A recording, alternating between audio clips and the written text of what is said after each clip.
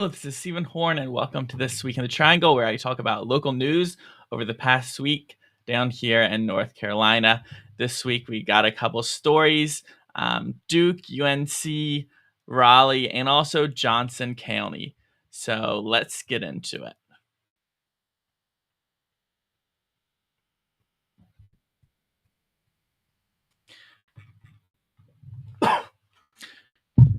So one of the priorities of the Trump administration, as they have been, in office now, putting their policies into work, has been fighting against the DEI and the sort of institutional capture of this neo-Marxist ideology across universities across the nation. And as part of this, the Department of Education has opened an investigation into 45 schools, including Duke, which participated in the PhD project, which the Department of Education says limits eligibility based on the race of participants. So, according to the rules on the books, you know, giving giving uh, giving scholarships, giving PhD program help based on the race of the participants is illegal. But as sort of a de facto matter of practice, this is something that has been happening at universities all across the country. Now, just recently, there was a rally at Duke saying, don't give in to the Trump administration's demands. Don't cut back on DEI, because if you're familiar with Duke, and Durham, it's a pretty liberal place. So we'll see what happens with this. I don't know that this particular program is that big, but if the Department of Education, keeps it up, keeps putting pressure on these, racially discriminatory programs, it is very possible that it could have an effect even on the most liberal universities, which would probably include Duke. But as the Trump administration has started this push to remove DEI, the effects that have gone beyond just the direct actions taken by the federal government, and that's what we see here with this story involving Red Hat. So this is an IBM subsidiary. It's based here in Raleigh, and in 2023 there was an investigation published by James O'Keefe with his O'Keefe Media Group with there was some leaked internal video, maybe some whistleblowers, revealing that Red Hat was really putting a big emphasis on this diversity, equity, and inclusion, where they would fire management who weren't on board with it, and they would give bonuses to management who met DEI quotas for recruitment.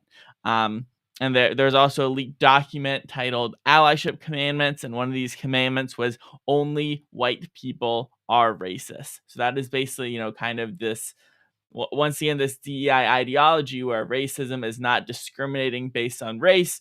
Racism is just being white. So to see a company like this sort of change its policy, not so hot on DEI anymore. Apparently this their latest annual report didn't include the word diversity anywhere in the report. But once again, when if you look at terms like critical race theory, that developed a level of toxicity, a level of negative impression in the public mind. So what did the schools, what did the bureaucracy, what did the government agencies, taking inspiration from critical race theory do? Did they stop believing it? Did they stop practicing it? No, they just moved on to the next name. So if a corporation is dropping DEI, that doesn't necessarily mean they're going to change any of their practices. It could just mean that they realize, hey, this particular term, it's toxic. It has a negative approval. So we're going to do exactly the same things, but perhaps call it different. So color me a little skeptical. And the third DEI story that we happen to have this week is in regards to UNC Chapel Hill. Once again, a very liberal university. And it was an op-ed this week by a former Department of Education official pointing out that the head of I want to get this title right. The vice provost of faculty affairs at UNC Chapel Hill is named Giselle Corby, and she is on the record in favor of racially based discrimination in healthcare, as well as rejecting merit-based hiring. Which, if you're the if you're the vice provost of faculty, you have this high position at UNC, and you are publicly coming out in support, or publicly coming out against meritocracy in favor of equity, then that is very concerning, because it sort of illustrates that the hotbed of neo-Marxist ideology at UNC Chapel Hill is not just from the students, it goes all the way to nearly the top. Though if you go a couple levels above that, when you're starting to get into the managing boards, the board of governors and whatnot, then the Republican controlled legislature, they're able to make their appointments, they're able to pass their laws, but it doesn't seem that is really making it into the faculty, who have great power and great influence in the direction of the school and what the environment is like. So basically, one of the quotes in this article was from Corby was, quote, "We need to use strategies that ensure those who are most in need of historically marginalized communities are given preference." So basically, this concept is, when there's something like the COVID vaccine, where they have a limited number. Supposedly, this is a life-saving vaccine. They need to decide who to give it to first. So under this racially discriminatory equity viewpoint, the idea would be, you don't give it to the sickest people, you don't give it to the people who are most at risk, you give it to the people who have been discriminated against in the past. So basically, there's a quote, I believe it was from Ibram X. Kendi, which basically was along the lines of, the only solution to past discrimination is current discrimination. And that is exactly along those lines. Current racial discrimination. Now, is this illegal according to the laws on the books? Probably. But for someone who is, a health equity researcher, she's the director of the Center for Health Equity Research, that someone who espouses these views has such a high position shows that whatever laws against racial discrimination are being enforced, they're not being enforced in a way to stop someone who is openly espousing racially discriminatory views to make it into this position of power. And once again, as always, you can find the full newsletter with all the sources at thisweekinthetriangle.com. That's also where you can go to support this work and get stories like this in your inbox every week. So next up, we have the main story of the week. This is a full-on article, which is in regards to the Johnson County Sheriff's Office. Now, if you've even if you've even moderately followed Johnson County politics, it is very messy down there. And this latest piece of news, I guess, sort of just emphasizes the whole messiness. But in this case, there is also a strong First Amendment dimension as well. So the story is this: the Johnson County Sheriff's Office doxes owner of anonymous parody Facebook page. So basically, the question is, can the police dox you, reveal your anonymous identity, because people complain that you're saying mean things about them? And this is in the context of politics. So there's a political page called Ronald Johnson's Prison Cell Phone. And this is in reference to Ronald Johnson, a former Johnson County school board member who was found guilty at trial earlier this year of extortion, obstruction of justice, and willfully failing to discharge his duties. He was removed from the school board and sentenced to prison. So Ronald Johnson's Prison Cell Phone is, described itself as a parody, commenting on local politics, on local, figures involved in politics. Not all politicians, some elected officials, some members of the media. In one post, the page said, "This is a parody page. The intentions of this page are to point out how ridiculous the elected officials and the wannabe media operate."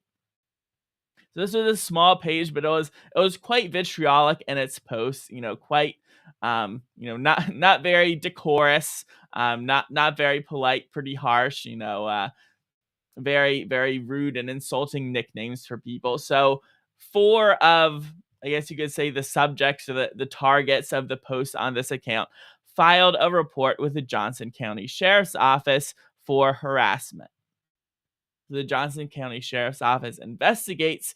They obtained the owner of the account, the IP addresses used via quote Facebook legal processes. I'm assuming that is a subpoena of some sort, but it's possible they just emailed them and asked, "Hey, can you dox this person for us?" Once they obtain that identity, they work with the attorney's office. They decide, hey, all these posts are First Amendment protected. There's not sufficient evidence that any crime has been committed. So what would you do at that point? You would think they would just close the investigation, shut it all down, say, hey, you said this account is harassing you, but this is First Amendment protected speech. This is sort of quintessential free speech, freedom of the press, criticizing elected officials, criticizing people involved in politics.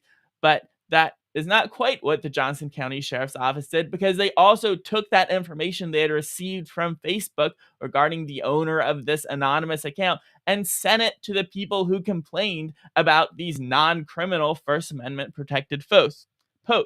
So naturally, I emailed the Johnson County Sheriff's Office for a comment, and I asked them, hey, can anyone ask the Johnson County Sheriff's Office to dox an anonymous Facebook page, or was this a special circumstance? And here's what they responded with. Victims alleging misdemeanor crimes which occurred outside of the presence of deputies are typically referred to speak with a magistrate.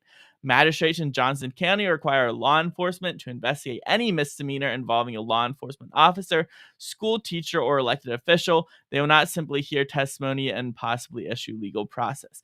So it seems to me what they're saying is that because one of these individuals who made the complaint was an elected official, Kevin Donovan, a Johnson County school board member, they treated the complaint differently.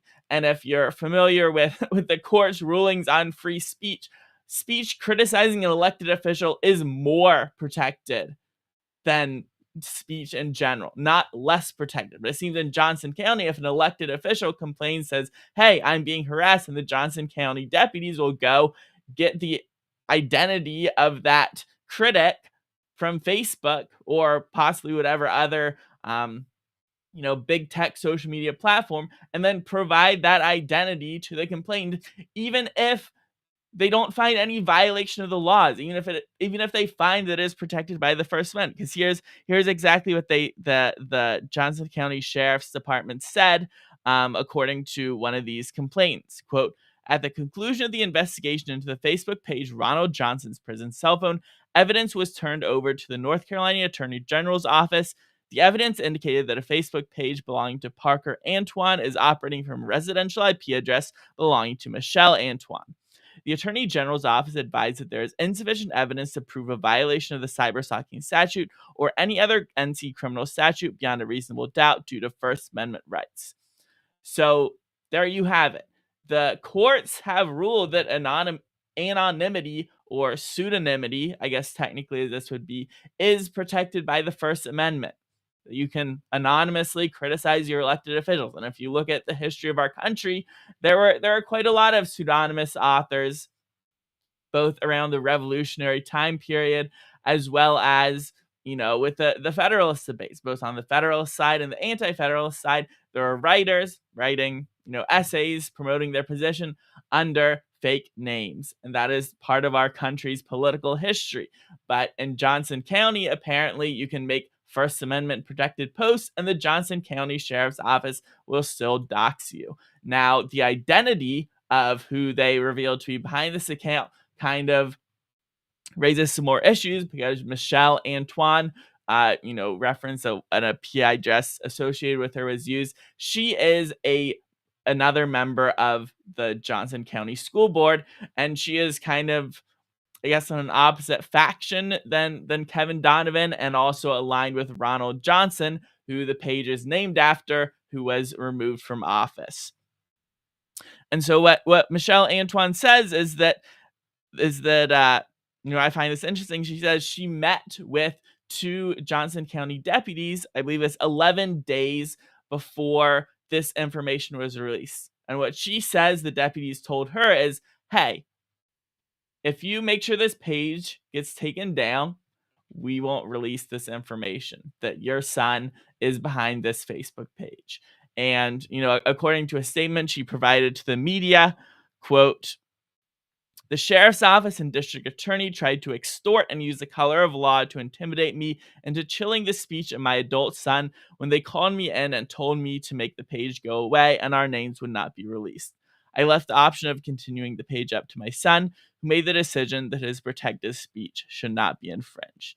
So basically, to me, I'm not taking any side in Johnson County politics, but I will take the side of free speech because that is protected both in the North Carolina Constitution, and the courts have ruled that the First Amendment, through the incorporation of the Bill of Rights, protects it at the local level as well. And you don't have to agree with speech. You don't have to believe that, this page was appropriate in its speech. It was very vulgar at times, very, very impolite, very offensive, but nonetheless, this is protected political speech. And so for the sheriff's office to use its power as a governmental authority to strip away that layer of anonymity, I find very disturbing. And so Michelle Antoine, says that there's a civil rights lawsuit forthcoming, and that certainly does not surprise me because from the jurisprudence that I am familiar with, this is at the very best, it is of questionable legality for basically if you use a Facebook account to commit a crime, is very well within law enforcement rights to issue subpoenas to charge you with that crime. But when you're not committing a crime, then why is law enforcement going around doxing you, revealing who you are if you're anonymous? It's taking action when there is no crime. It is using the color of law, using the state power to kind of, to using that state power against critics, against people who are involved in political discourse. If it doesn't rise to the level of crime, why are the police getting involved? And why are they needing to know the owner of an account before determining that it is First Amendment protected? Because the posts are public. If they can look at these posts and say, hey, there's not evidence of a crime, this is First Amendment protected, why couldn't they make that determination without filing this subpoena or whatever to get the identity? That is what doesn't make sense to me, and that is why this whole situation smells very fishy. So once again, you can find that article, find all this information at thisweekinthetriangle.com.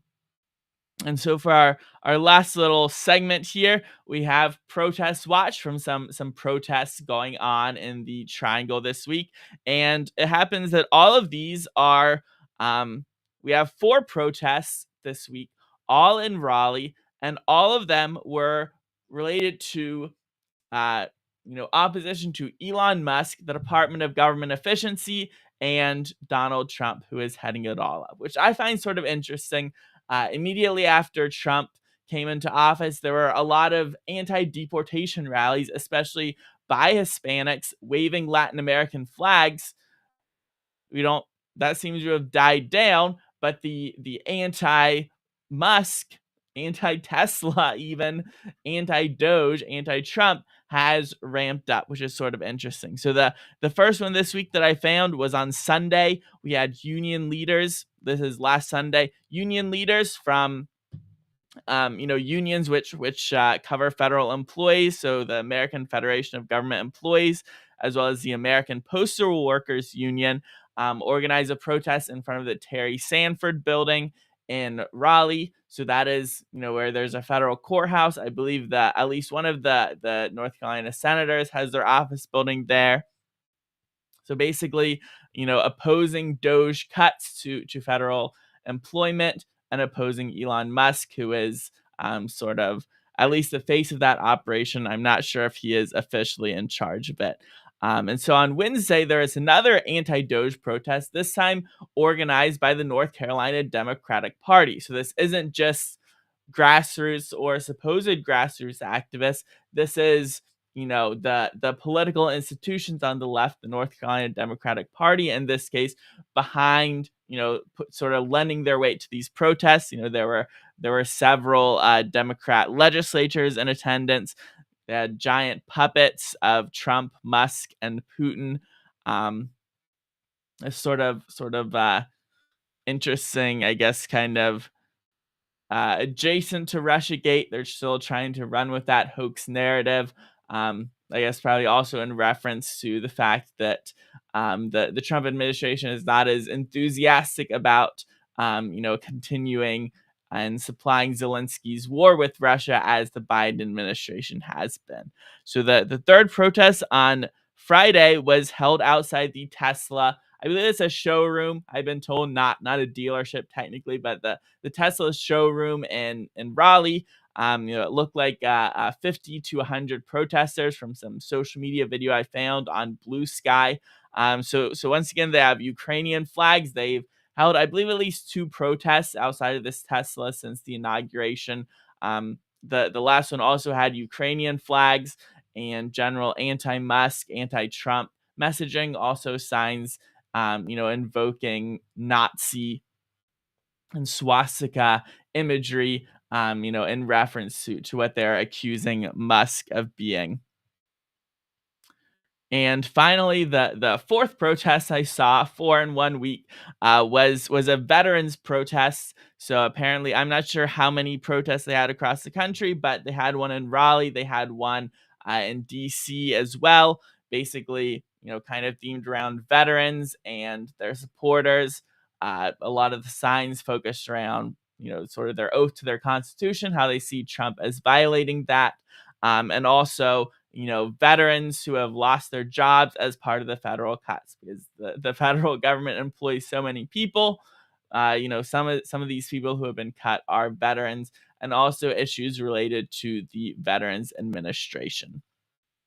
So once again, you can head over to thisweekinthetriangle.com, sign up for the Substack, and get weekly news like this in your inbox every week. I really try to focus on bringing something a little different than you find in the local mainstream media.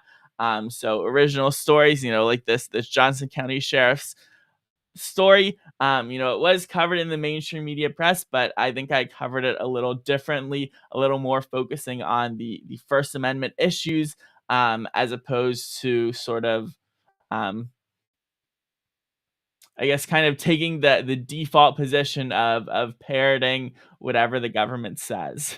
Um, you know, I'm not one to parrot the government. I'll be a little skeptical. I think that's one of the purposes of that media can provide to help the citizens is being a little critical of the government. So if you tuned in, if you're listening to this, I appreciate it, and good night.